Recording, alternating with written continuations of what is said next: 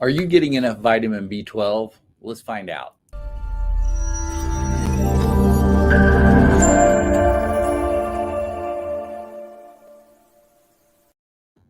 Hello and welcome to another edition of the Ask Dr. Pakel Show, where we help people find answers who have chronic health conditions, chronic health problems. And today we want to talk about vitamin B12. So you've probably heard, most people have heard of vitamin B12, and it relates to a lot of things. And I think when people think of B12, they think of different topics or different symptoms that they've had or different problems. And it's again, it's something that most doctors also will tend to either look at or recommend, just because there are so many conditions that could where people could have a low B12. So let's go into a few more details here about this. All right, so vitamin B12, also known as cobalamin, that's the technical word. It's what we call an essential nutrient because it's not something that you can make in your own body. You've got to intake it. And then also it is water soluble, meaning that as opposed to fat soluble, like your vitamin D, vitamin A, vitamin K, those are all your fat soluble. Vitamin B12 is a water soluble vitamin. And what's great about water soluble vitamins is there really is no toxicity, meaning that anything you don't use will tend to just leave through your urine. So you can't really overdose on this stuff. I hate for you to waste it, but you can't. There's not really an overdose issue here with this. Now there are some types of B12 that you'll probably see on your supplement bottles the most, or at even the doctor's office. Methylcobalamin, hydroxycobalamin, adenoslycobalamin, and cyanocobalamin. So do look at your bottle and see what's in there. I would say the most common that we'll use is probably the methylcobalamin. That's the activated form of B12. It's got that methyl group attached to it. But there are certain conditions, certain patients that are sensitive to that, or maybe their condition requires the hydroxy or adenosine. So there are these other optional forms. Now and let's put it this way, all of those are natural forms. The cyanocobalamin is a synthetic. Now the problem with cyanocobalamin, that's from cyanide. So they're linking B12 to a cyanide. Now, actually, this is the cheap form, the synthetic form. And in fact, if you look at a lot of older B12 supplements, they contained a lot of cyanocobalamin. I'm not a big fan of anything that is attached to a cyanide molecule, but hey, it's the way they did it to make it synthetic. So a little crazy there. All right. So next, where do we get this stuff? Well, usually we'll get it from animal products, of course, and red meat, dairy, eggs. If you look in the literature, they'll say the source that has the highest amounts is beef liver and clams, which I'm sure everybody's eating a ton of beef liver, not me. And so these are forms. Now, if you are a vegetarian or a vegan, especially if you're a vegan, you may have problems getting in B12. So it's very important that you understand that if you are vegetarian or vegan, you most likely need to supplement with B12 because you could run low pretty easily. Also, we'll usually see deficiencies in different situations. One of those is autoimmune conditions. It's very common in autoimmune conditions to have B12 deficiencies, and especially in certain ones. We'll see it especially in autoimmune conditions that affect the gut, such as Crohn's disease, celiac disease, pernicious anemia, which we're going to talk more about, which is an autoimmune condition. Hashimoto's, which can also go along with an issue with B12. There's actually quite a few autoimmune conditions that tend to have B12 issues associated with them. Even autoimmune conditions that affect your nervous system too, autoimmune conditions that attack your nerves and create autoimmune type neuropathies, autoimmune conditions that attack your brain. So these all can create problems with B12. And then malabsorption. So when's that going to happen? Well, if your stomach's inflamed, gastritis, reflux, heartburn issues, yeah, you're going to have a problem with B12. Also, if you've got, like we talked about, and maybe not an autoimmune issue, but you can have gut inflammation is so common. And this could be due to food intolerances. This could be due to just your diet itself. If you eat really bad stuff, yeah, you get a lot of gut inflammation, pro-inflammatory foods, sugars, wheat, dairy potentially. It depends on if you have any reactivities. But yeah, gut inflammation. If you notice, hey, my stools aren't really formed, or maybe they're more towards the diarrhea or the constipation side, yeah, this could be an issue. So malabsorption can definitely be a problem. Dietary insufficiency, meaning you're just not eating the right things, like we talked about, a vegetarian, vegan situation, or you're just eating a bunch of carbs and sugars, and you're really not eating much meat or animal products. And then at the bottom, medications and alcohol.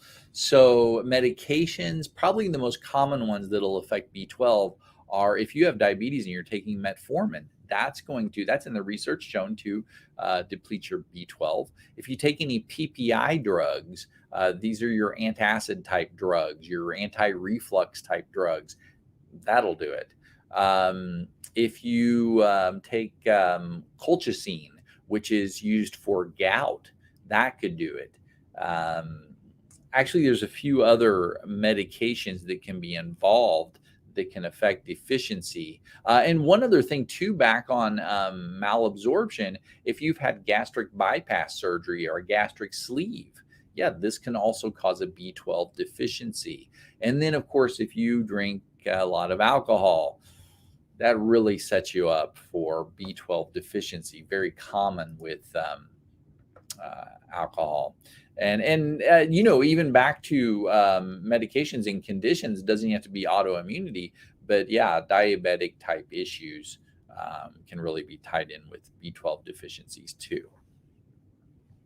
All right, see if we can turn the page here. Okay, so what's B12 really involved in here? We'll see it a lot with neurological conditions, which can be a wide range of things, because B12 is crucial to nerve function. Not only the nerves throughout the lower body, but also the nerves in your brain, your neurons. B12 is crucial, and especially it's crucial to the formation of the outer, I guess you could say, lining of the nerve called myelin, to the production of that. And of course, B12 can be tied into neuropathies, meaning a diseased nerve, a nerve that's dying, a nerve. If you get like numbness and tingling in your feet, I can't feel my feet, I can't move my feet very well. Yeah, you're getting nerve damage. And this could happen in the hands too. This could happen even in other areas of the body, but definitely B12 involved with neuropathies. Anemias, this is a big one, because usually when we think of anemia, we think of iron deficiency, but anemia is not just iron. In fact, in order to make your red blood cells, in order to utilize red blood cells properly and utilize oxygen in our red blood cells properly, you got to have B12. There's B12 anemias.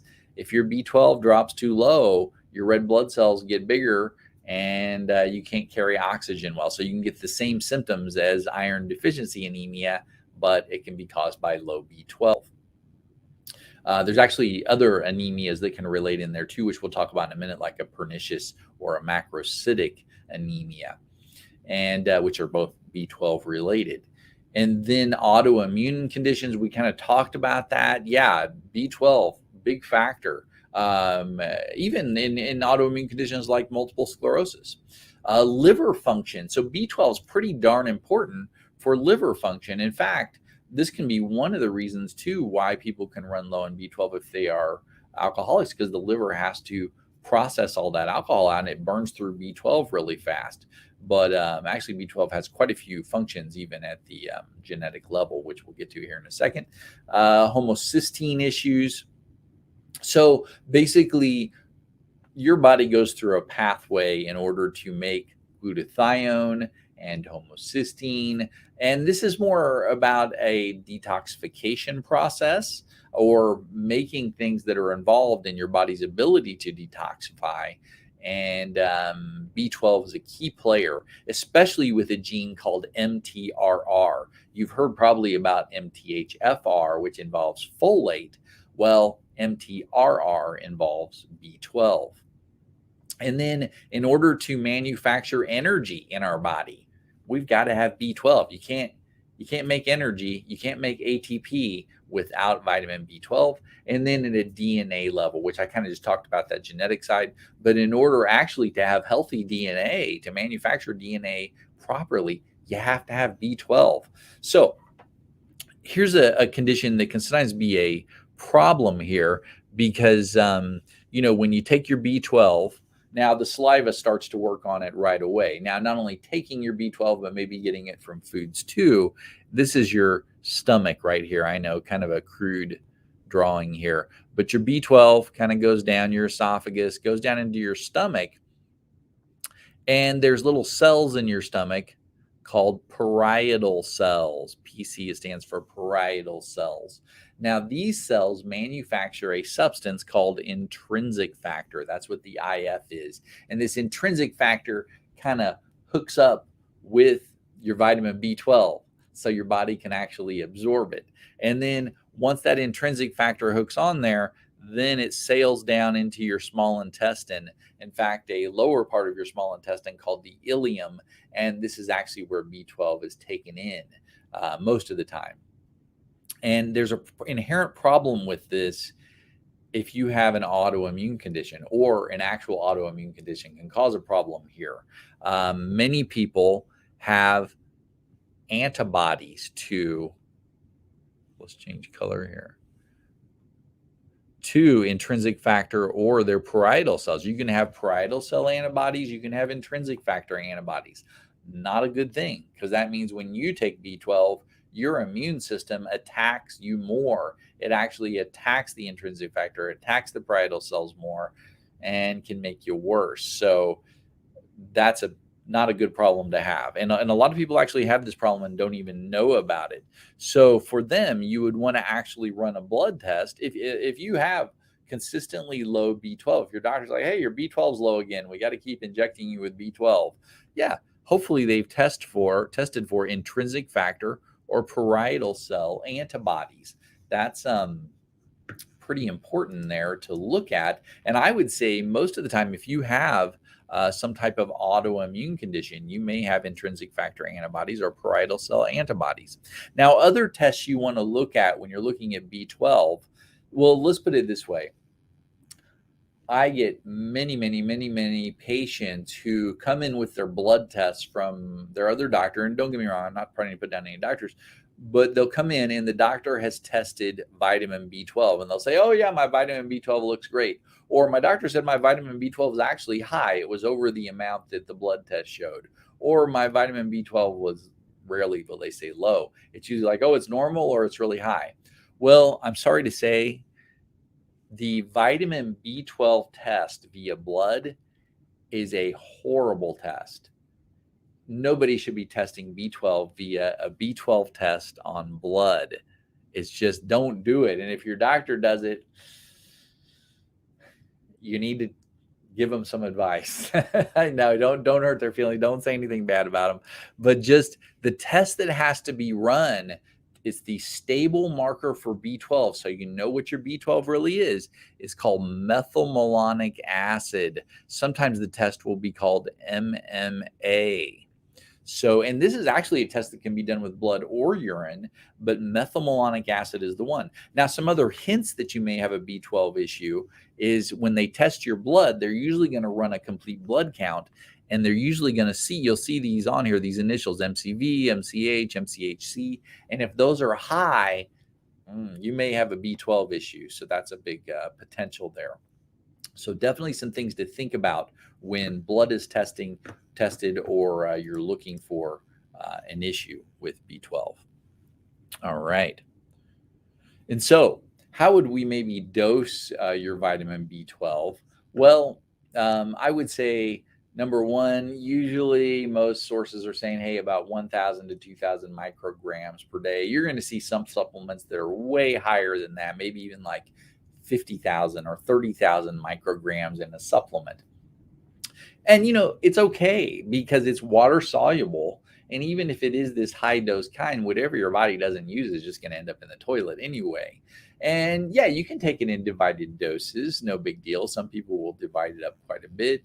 Now, here's the thing though, is why, that whole story of it going through your digestive tract and using intrinsic factor and having it digest in your small intestine, that's fine. And the source that we get it from via foods is fine.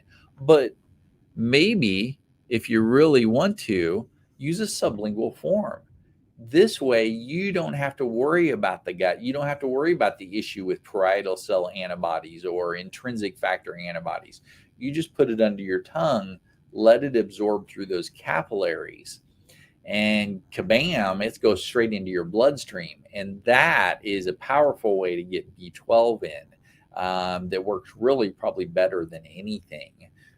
So sublingual B12 definitely is a plus.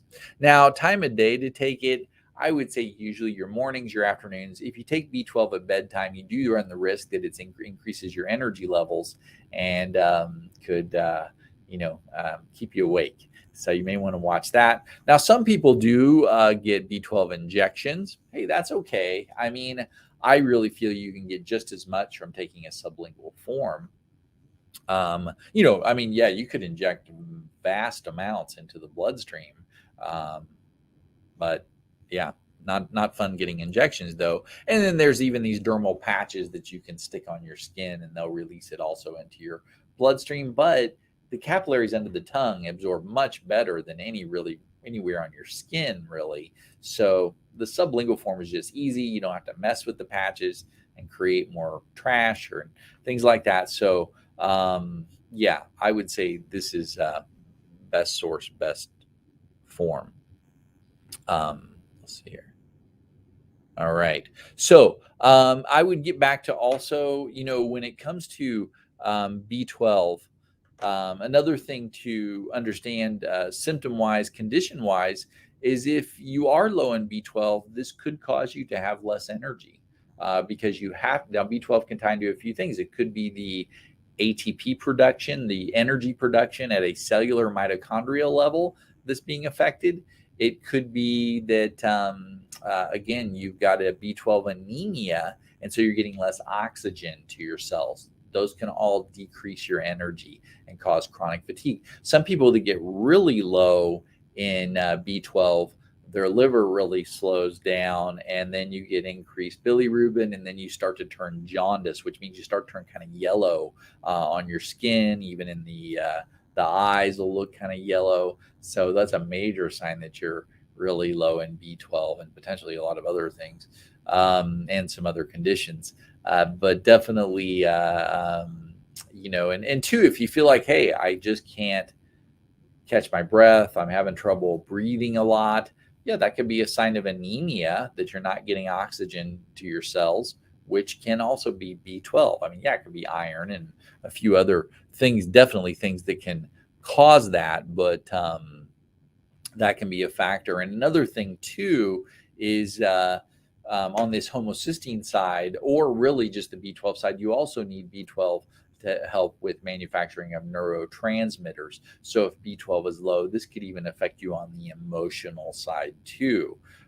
So B12 is pretty darn important. It's for the entire body, and it's pretty foundational. So it is something you want to make sure you're getting in on a regular basis. And of course, always ask your doctor before you take anything. So, all right. Well, hopefully everybody enjoyed B12. And I hope everybody has a wonderful day, and God bless. And I will talk to you next time.